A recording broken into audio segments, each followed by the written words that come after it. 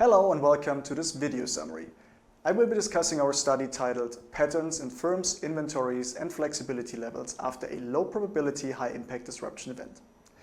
This study is a collaborative effort between Thomas Rapusky from UBS, Frank Greengarten from the Sutter Business School and myself. Let's get started. Let's recall the 2011 earthquake in Japan and many similar high-impact, low-probability events. Each of these events has significantly disrupted production. The March 2011 earthquake led to an 80% drop in Japan's car industry output, scarcity of fuel nationwide, and short-term loss of 30% of the country's refining capacity. About 4 months after the event, managers were reported to have difficulty understanding what they should learn and how they should set up in the future after such an experience. So, what are recommendations the literature gives us to deal with such events? Well, the literature tells us that companies have several options to consider. Changing their resilience by building excess inventory or increasing flexibility, or simply continuing as normal without any changes. Flexibility, as the literature says, appears to be a more economical choice as it also aids regular business. But inventory would be costly and only beneficial in case of disruption. This led us to ask, how did firms adjust their inventory levels and flexibility levels after being exposed to the earthquake?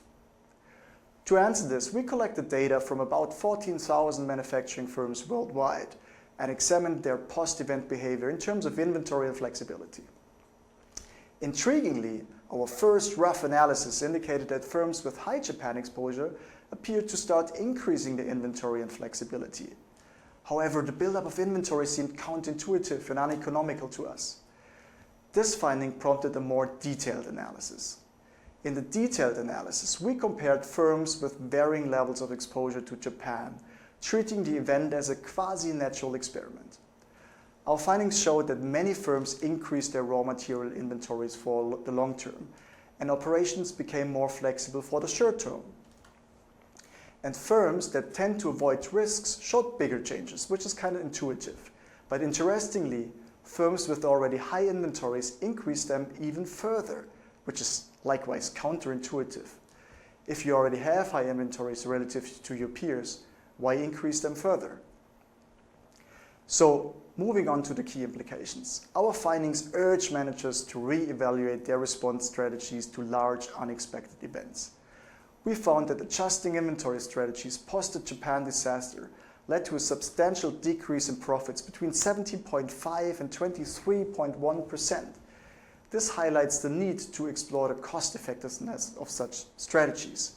Could there be better ways to respond, like diversification, increased flexibility, or contingency plans?